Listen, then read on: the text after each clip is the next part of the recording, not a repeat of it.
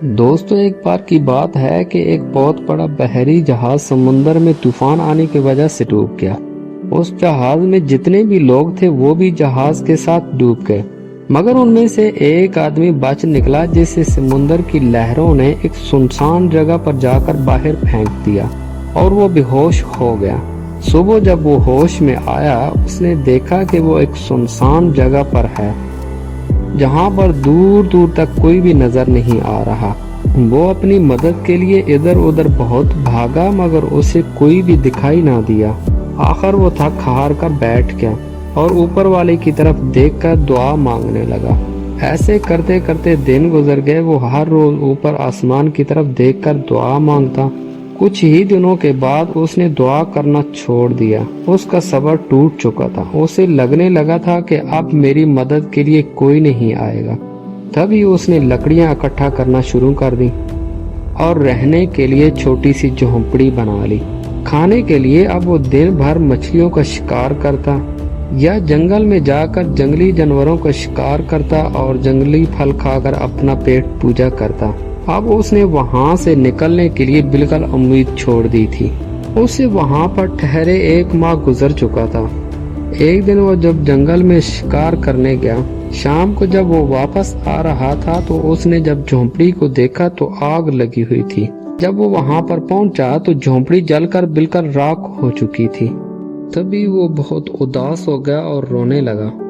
उसने ऊपर आसमान की तरफ देखा और गिला शिकवा करने लगा कि मैंने आपसे मदद मांगी और आपने मेरी मदद नहीं की, और मैंने रहने के लिए घर बनाया तो आपने उसे भी जला दिया।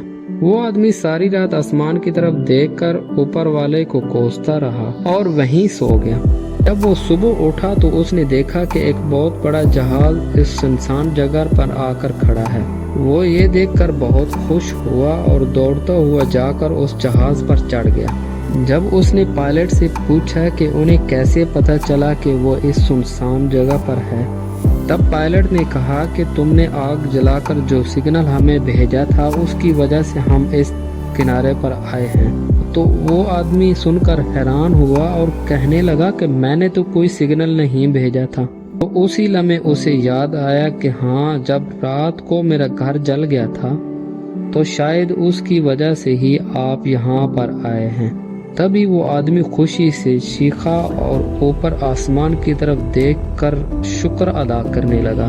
तो दोस्तों, इसी तरह हमारी जिंदगी में भी होता है कि हम रोज कई सारी प्लानिंग करते हैं और अगर वो काम हमारी प्लानिंग के मुताबिक नहीं होता तो हम गिला शिकवा करने पर आ जाते हैं और हम अपनी उम्मीद तोड़ देते हैं, नाशुक्र हो जाते हैं। लेकिन हम नहीं जानते कि उसका प्लान हमारे लिए क्या है। हम उसका अंदाजा भी नहीं लगा सकते। वो लाखों करोड़ों बल्कि ये सारी कायनात को चलाने वाला मालिक है।